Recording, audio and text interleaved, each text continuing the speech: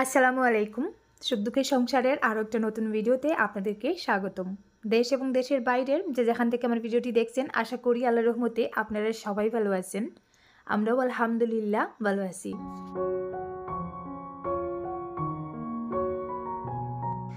সেদিন আমার বোন এসেছিলেন আমার বাসায় ইফতারি নিয়ে। তো আজকে ওনারা চলে যাচ্ছেন। আজকে বলতে ওটা গত পরশু দিনের ভিডিও আজকে আমি শেয়ার করতেছি। গতকালকের ভিডিওতে আর শেয়ার করা হয়নি। তো এখানে ওয়াহিদা রাহেলা দুজন খুব হাসি খুশি মনে ওদেরকে গাড়িতে এগিয়ে দিতে যাচ্ছে। তো আগে কিন্তু শিফা ওরকম করে যেত, তো এখন কিন্তু ওরা যাচ্ছে। এই যে দেখুন, তো আমাদের রাস্তাটা একটু খারাপ, তাই আর গাড়িটা বাসা পর্যন্ত যায়নি, রাস্তাতে এসে গাড়িতে উঠতে হচ্ছে।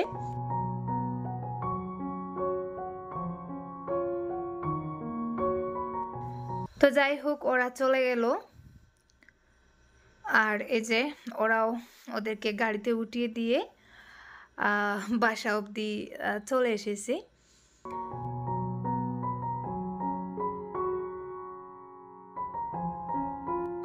চলে এলাম গার্ডেনে। আজকে আবারও কিছু কাজ করব, ওয়েদারটাও ঠান্ডা ঠান্ডা, আর সকাল সকাল পেটে ভাত থাকা অবস্থায় কাজগুলো করে নিলেই একটু সুবিধা হয়। তো এখানে কিছু বরবটি লাগানো হয়েছিল, গাছগুলোতে সার দেওয়ার সময় চলে যাচ্ছে, পাতাগুলো হালকা হালকা লাল হয়ে যাচ্ছে। তো রমজান মাস আসা, এখন আর গার্ডেনের কাজেও তেমন মন নেই, আসলে মন চাইলেও শরীর সায় দেয় না। তো আজকে যেহেতু একটু ঠান্ডা ঠান্ডা দিন, ভাবলাম সকাল সকাল কিছু কাজ করি। তো এখানে সারি বেঁধে বরবটির গাছগুলো লাগানো হয়েছে। আমি সারির মধ্যে মধ্যে মাটি কুড়ে প্রথমে একটু গোবর সার দেব, তারপরে প্রথমে একটু ইউরিয়া সার দেব গাছগুলো একটু কালো হওয়ার জন্য বা বেড়ে ওঠার জন্য, তারপরে আবার উপর থেকে গোবর সার দিয়ে মাটি দিয়ে দেব। তো প্রথমে একটু এভাবে সারি করে নিচ্ছি। এই যে দেখুন, মধ্যের দিকে গাছ আর দুই পাশে মাটি সরিয়ে সারটা দেব। এই গাছগুলো আরিয়ানের বাবা লাগিয়েছিলেন, তো উনি শুধু গাছ লাগানোই জানেন।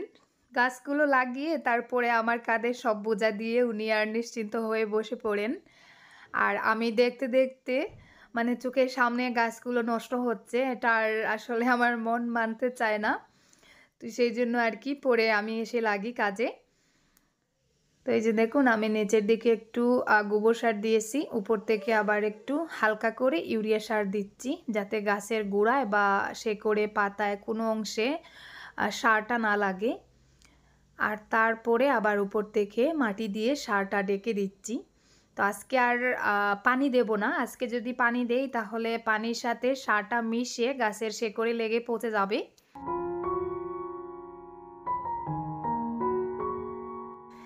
আবারও চলে এসেছি একটা অন্য কাজে। আজকে বেশিরভাগ সময় গার্ডেনিংয়ের কাজ করব। আসলে রমজান মাসে তো সকালের দিকে তেমন কাজকর্ম থাকে না, 2টার পর থেকেই কাজ শুরু হয়। আর আজকে সকালের দিকে বেশি একটা ঘুমাইও নি, উঠে গেছি, আর শরীরটাও একটু ফ্রেশ লাগছিল, তাই ভাবলাম একটু কাজ করি। আসলে প্রতিদিন কাজ করার এনার্জি থাকে না, মাঝে মধ্যে দেখা যায় কোনো কিছু কাজ করতে, এমনকি রান্নাবান্নাটা করতেও ইচ্ছা করে না। তো এখানে আমি বাঁশ দিয়ে একটা বেড়া তৈরি করতেছি আমার নাগামরিচের গাছে দেওয়ার জন্য।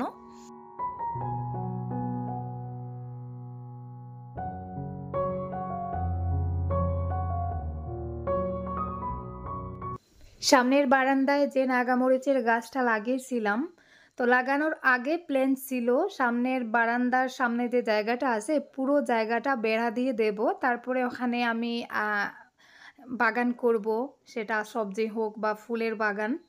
তো আসলে এখন পর্যন্ত ওই জায়গায় বেড়া দিয়ে ওটা হচ্ছে না। আর আমার নাগামরিচের গাছটাও দেখতে দেখতে বড় হয়ে গেছে, ওটা এখন প্রোটেক্ট করতে হবে, কারণ গরু ছাগলের হাত থেকে গাছটাকে বাঁচাতে হলে বেড়া দিতেই হবে, তাই এই বেড়াটা তৈরি করলাম।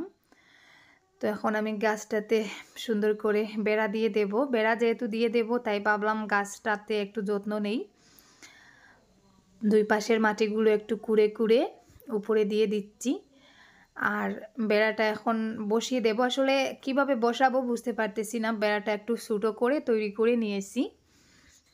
তো যাই হোক, আমি কাজ করি, আপনারা দেখতে থাকুন। আর সেই সাথে রিকোয়েস্ট করব, স্কিপ না করে ভিডিওটা শেষ পর্যন্ত দেখার চেষ্টা করবেন। ইনশাল্লাহ আজকের ভিডিওটা আপনাদের কাছে ভালো লাগবে। আর সেই সাথে যারা এখনও একটা লাইক দিতে ভুলে গেছেন, প্লিজ একটা লাইক দিয়ে ভিডিওটা কন্টিনিউ করুন। তো এখানে আমি যে মরিচের চারাগুলো করিয়েছিলাম পলিথিনের ব্যাগের মধ্যে গাছগুলোর গ্রোথটা ভালো হচ্ছে না। আর চারাগুলো এখন মাটিতে লাগানোর একেবারে পারফেক্ট সময়। তো এখানে যেহেতু বেড়ার ভেতরে আরও কিছু জায়গা আছে, তাই ভাবলাম 2-3টা গাছ এখানে লাগিয়ে দেই। তো এই যে বড় চারাটা আমি এখানেই লাগিয়ে দিচ্ছি। আর নাগামরিচের চারা একটু ছোটো থাকা অবস্থায় লাগালে পরে দেখা যায় স্বাস্থ্যটা বেশি ভালো হয়।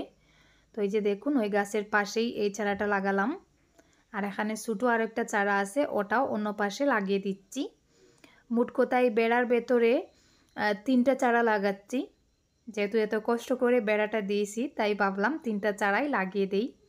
আর এই যে দেখুন, তো একটা বাইরে লাগিয়েছি ওই জুড়ির ভেতরে। তো সামনের দিকটা ময়লা হয়ে গেছে, এখন সামনের দিকটা ভালো করে পরিষ্কার করে নিচ্ছি।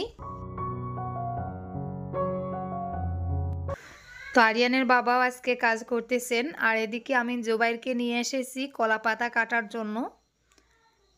জুবাইর আমাকে নিচ থেকে কলা পাতাগুলো কেটে দিচ্ছে। গতকালকে যে ধনিয়ার বীজগুলো লাগিয়েছিলাম ওই জায়গাটা ডেকে দেওয়ার জন্য। আসলে ধনিয়া বীজ বা যে কোনো ধরনের ছোটো জাতের বীজ লাগানোর পরে ডাকনা দিয়ে দিলে বীজগুলো তাড়াতাড়ি অঙ্কুরিত হয়। আর সেই সাথে পোকামাকড় বা পাখিরাও খেয়ে নেওয়ার ভয়টা থাকে না। তো এই যে দেখুন, এই জায়গায় লাগিয়েছিলাম ধনিয়া। তো গতকালকে আর জায়গাটা ডাকনা দিতে পারিনি, কারণ ননাসের বাসায় যাওয়ার তাড়া ছিল। আজকে আবারও একটু পানি দিয়ে ভিজিয়ে, মানে জায়গাটা ভিজিয়ে কলাপাতা দিয়ে ডাকনা দিয়ে দিচ্ছি। আসলে আমাকে কবুতরগুলো খুব ডিস্টার্ব করে। আমাদের মন্দিরের যে কবুতরগুলো থাকে, ওই কবুতরগুলো এসে আবার সবটা বীজ খেয়ে ফেলে।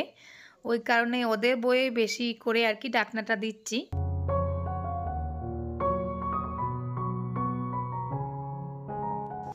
চলে এসেছি কিচেনে। এখানে কিছু মাংস ছিল, মাংসটা আমি এখন মশলা দিয়ে মেখে রান্নাটা চড়িয়ে দেব। এখানে সব ধরনের মশলা দিয়ে আমি মাংসটা মেখে তারপরে কিছুক্ষণ ম্যারিনেট করে তারপরে আর কি চুলায় তুলব।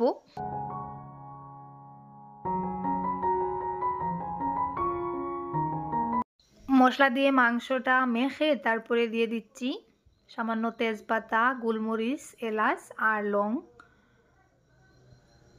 তা আমি গরুর মাংস সাধারণত এভাবেই আগে মশলা দিয়ে মেখে তারপরে রান্না করি। ওইদিকে আমি আজকে আলমারিটা গোছাবো। আলমারির সবকটা কাপড় এলোমেলো হয়ে আছে। তো আলমারিটা গুছাতে গিয়ে সব কাপড় বের করে নিয়েছি। আর এখানে আমার হিজাবগুলো ভাঁজ করে রেখেছি। তো আমি তো তেমন একটা হিজাব পরি না। আপনারা অনেকেই বলেন যে আপু তুমি বুরকার সাথে ম্যাচিং করে হিজাব পরো না কেন বা ওড়না পরো না কেন। তো আমি আসলে হিজাব ওইভাবে সুন্দর করে পরতেই পারি না। আগে তো আমি হিজাব পরতাম না, তাই মানে হিজাবটা আমি এখনও ভালো করে পরে উঠতে পারি না। এটা আমার একটা সমস্যা। তবে আমার হিজাব কিনতে বেশ ভালোই লাগে। দোকানে গেলে একটা সুন্দর হিজাব দেখলেই মনে হয় আমি ওটা নিয়ে যাই। হিজাবের প্রতি আমার একটু বেশি ইন্টারেস্ট। তো এখানে যে 2টা হিজাব দেখতে পাচ্ছেন, ওগুলো হচ্ছে বুরকার সাথে পাওয়া যায়। আমি মেরুন কালারের 2টা বুরকা পরপর কিনেছিলাম, 2টা বুরকার হিজাব ওগুলো। আর এই হিজাবটা আমি মানে এমনিতেই আর কি এক্সট্রা হিসাবে কিনেছিলাম। তো এটা আসলে অনেক সুন্দর, ক্যামেরা এভাবে বোঝা যাচ্ছে না। আর এই যে ব্ল্যাক কালারের একটা হিজাব, আর এই যে আরও একটা পিঙ্ক কালার। তো এই হিজাবটা আমি বেশি পরি, আমার ভালো লাগে। এটা জর্জেটের মধ্যে আর কি, একটু সফট। আর এই যে দেখুন আরও একটা হিজাব, তো এটাও আসলে অনেক সুন্দর। এই যে ওই পাশটা একটু বেশি সুন্দর, বুরকার সাথে পরলে ভালো মানাবে। তো মাঝে মধ্যে পরি, তেমন বেশি একটা পরা হয় না, শুধু কিনি আর আলমারিতে তুলে রাখি। আর এই যে আরও একটা হিজাব, তো এটা ওই কয়েকদিন আগে কিনলাম। উপর থেকে একটু চুমকি দেওয়া, তবে ভেতরের দিকটা একেবারে সিম্পল, দুই পাশ উল্টিয়েই পরা যায়। চুমকির সাইডটা আমি ভেতর দিয়ে পরি। আর এই যে দেখুন আরও একটা হিজাব, এই হিজাবটাও আমার অনেক পছন্দের একটা হিজাব। কালারটা আমার বেশ ভালো লাগে আর পরতেও ভালো লাগে, তো এটা আমি বেশি পরি। আর আরও একটা হিজাব আমি দেখাচ্ছি আপনাদেরকে, এটাও আমার ভালো লাগে। এই যে দেখুন, বিশেষ করে কালারটা আমার ভালো লাগে। এই যে, তো এটাও বেশি দিন হয়নি কেনার, মনে হয় বেশি একটা পরাও হয়নি। আর যে উপরে যে পিঙ্ক কালার হেজাবটা দেখতে পাচ্ছেন, ওটা হচ্ছে আমার সর্বপ্রথম কিনা হেজাব। তো যাই হোক, এই যে দেখতে পেলেন আমার হেজাব কালেকশনটা। এখনও কিন্তু আমি কিনি, আর এখন তো মোটামুটি হিজাব পরারও চেষ্টা করি। আগে তেমন পরতাম না, আসলে পরতে ইচ্ছা করতো, কিন্তু পরতে গেলেই দেখা যেত সব কিছু গুলিয়ে ফেলতাম, পরতে পারি না সুন্দর করে। এখনও তেমন একটা ভাবে পারি না, তবে চেষ্টা করি নিজের মতন করে পরার। তো আমার সবকটা হিজাব আমি এক জায়গায় রাখি, যাতে কোথাও যাওয়ার সময় আমি এখান থেকে দেখে যে কোনো একটা হিজাব সিলেক্ট করে নিতে পারি। আমার আলমারিটা 3 পার্টের, তো আলমারিটাতে কাপড়গুলো একটু সুন্দর করে গুছিয়ে রাখলে দেখা যায় জায়গা হয়। আর অনেক সময় দেখা যায় তাড়াহুড়োর মধ্যে কাপড়গুলো বের করার সময় বাকি কাপড়গুলো এলোমেলো হয়ে যায়, তো ওই কারণেই মনে হয় আলমারিতে কাপড় জায়গা হয় না। আর মোটামুটি জায়গা হয়, আমরা 3 জনের কাপড় মোটামুটি জায়গা হয়। তবে এখন যেহেতু আরও 2 জন মানুষ বেড়েছে, ওয়াহিদা এবং রাহিলা, তাদেরকেও তো আমি অনেকগুলো ড্রেস কিনে দিয়েছি, আরও দেব। তো ওদের কাপড়গুলো আমি এখন ওই ড্রেসিং টেবিলে রাখবো, তাই আরিয়ানের কাপড়গুলো আমি ড্রেসিং টেবিল থেকে সরিয়ে নিলাম। আগে আরিয়ানের কাপড়গুলো ড্রেসিং টেবিলে রাখতাম, একপাশে শিফার কাপড় রাখতো, একপাশে আরিয়ানের কাপড় রাখতো। তো এখন যেহেতু ওরা 2 জন, তাই আরিয়ানের কাপড়গুলো ড্রেসিং টেবিল থেকে বের করে আলমারির একটা তাকে রেখে দিচ্ছি। আর ড্রেসিং টেবিলের নিচের বক্সটা আমি ওদেরকেই ছেড়ে দেব, ওদের কাপড়গুলো ওদের মতন করে ওখানেই রাখবে। আর আমার আলমারিটার 2 পাশে গ্লাস সিস্টেম, আর মধ্যে একটা মিরর, মানে আয়না, মুখ দেখতে হবে এরকম করে আর কি একটা আয়না দিয়েছে। তো আয়নাটার জন্য দেখা যায় মিডিলের যে পোর্শনটা, ওখানে বেশি একটা কাপড় রাখা হয় না, তো ওই জন্য আলমারিতে কাপড় জায়গা হয় না। তাই আজকে মিডিলের যে পোর্শনটা, মিডিলের যে মিরর গ্লাসটা, সেটা আমি খুলে নিয়েছি। পুরো আলমারিটা এই যে দেখুন, খুলে তারপরে কাপড়গুলো সুন্দর করে বাজ করে রাখতেছি, এতে করে মনে হচ্ছে জায়গাটা একটু বেশি, আর আমিও কাপড়গুলো ফ্রিলি রাখতে পারতেছি। তো আরিয়ানের শীতের কাপড়গুলোও রেখে দিচ্ছি। আর এখানে নিচের তাকের মধ্যে আমি ওয়াহিদা এবং রাহিলার আরও কিছু ড্রেস রেখেছি।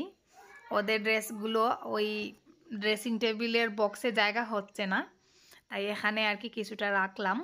যখন ইচ্ছা, যখন তাদের প্রয়োজন, আমি এখান থেকেই বের করে দেব। আর এই যে দেখুন মিডিলের পোর্শনটা, মিডিলের এই গ্লাসটা আমার মনে হয় শুধু শুধু বেকার, কারণ মুখ দেখার জন্য ড্রেসিং টেবিল আছে, আয়না আছে, এটা আসলে এমনিতে গ্লাস হলেই ভালো হতো। তো দেখা যাক, ভবিষ্যতে হয়তো এই মিররটা এখান থেকে চেঞ্জ করে আমি সিম্পল গ্লাস লাগিয়ে দিতে পারি।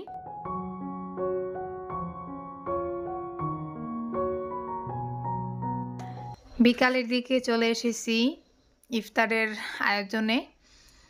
তো এখানে একটা তরমুজ আনা হয়েছে,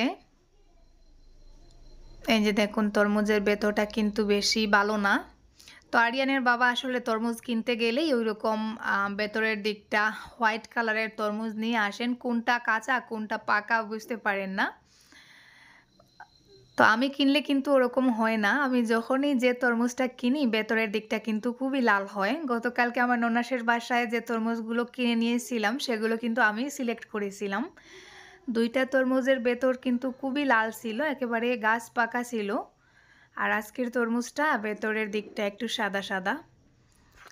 তো যাই হোক, ইফতারে আসলে তরমুজটা না থাকলে কেমন জানি ইফতারটা একটু অসম্পূর্ণ মনে হয়। আর এই যে তরমুজগুলো আমি একেবারে ছোটো ছোটো করে কেটে নিয়েছি, অর্ধেকটা কেটেছি, অর্ধেকটা আগামীকালকের জন্য রেখে দিলাম। আর ওইদিকে আমার ভাইপো আজিজ, তো সে আজকে এসেছে আমার নতুন বেডরুমটাতে আর কি ওয়্যারিং করবে। এই যে দেখুন সে ওয়্যারিংয়েরও কাজ করে। এই যে দেখুন কাজ চলতেছে। তো ওকে কয়েকদিন থেকে ফোন করতেছি, ও আসলে এত ব্যস্ত। তো ফাইনালি আজকে এসেছে। আর ওই রুমটা কিন্তু এখনও রাতের বেলা অন্ধকার থাকে, লাইট সিস্টেম কিছুই নেই। ওকে তো আপনারা চিনেন, ওর অসুস্থতার সময় আপনারা একজন আপু হেল্পও করেছিলেন। তো যাই হোক, এদিকে আমার রান্নাবান্না চলছে। এখানে বড় একটা হাঁড়িতে আমি খিচুড়ি বসিয়েছি, কারণ আজকে ইফতারে অনেকজন লোক থাকবে। আর ওইদিকে আমি চুলার সাথে আলু সেদ্ধতে দিয়েছিলাম, আলুগুলো সেদ্ধ হয়ে গেছে। ভাবছিলাম আলুর চপ করব, আর কিছুটা আলু চুলা বোনাতে আর কি এরকম হালকা হালকা ভেঙে দিয়ে দেব। তো মনে হচ্ছে আর আজকে আলুর চপ করা হবে না, কারণ অলরেডি টাইমটা অনেক শর্ট হয়ে গেছে। এই টাইমে আমি এত কিছু করতে পারবো না, তাই জাস্ট চুলা বোনাটা করব, আর সেদ্ধ আলুটা না হয় ভর্তা করে নেব। তো আপনারা অনেকেই বলেন যে আপু চুলা বোনাতে আলু দিও সেদ্ধ করে, খেতে ভালো লাগবে। তো আমিও মনে করি আলু দিলে ভালো লাগে। আরিয়ানের বাবার জন্য আলুটা দেওয়া হয় না, আরিয়ানের বাবা আলু একেবারেই পছন্দ করেন না। তো এখানে আজকে চুলাও একটু বেশি করে বোনা করতেছি, তাই ভাবলাম একটু আলু দেই, একটু মাখো মাখো হবে, দেখতেও ভালো লাগবে, খেতেও টেস্ট হবে। তো হয়ে গেছে প্রায়, এখন একটু ধনিয়া পাতা দিয়ে চুলাটা আমি নামিয়ে নিয়েছি। আর এদিকে যে প্লেটগুলো আমি সাজাচ্ছি। এখানে অনেক প্লেট খিচুড়ি দেখতে পাচ্ছেন। তো ওগুলো আসলে আমাদের বাসায় যারা যারা কাজ করতেছেন, প্লাস আরিয়ানের বাবা জুবাইর, তো ওদের জন্যই আর কি রেডি করতেছি। আর এদিকে আবার অরেঞ্জ জুস রেডি করেছি। তো যাই হোক, ইফতারের আসলে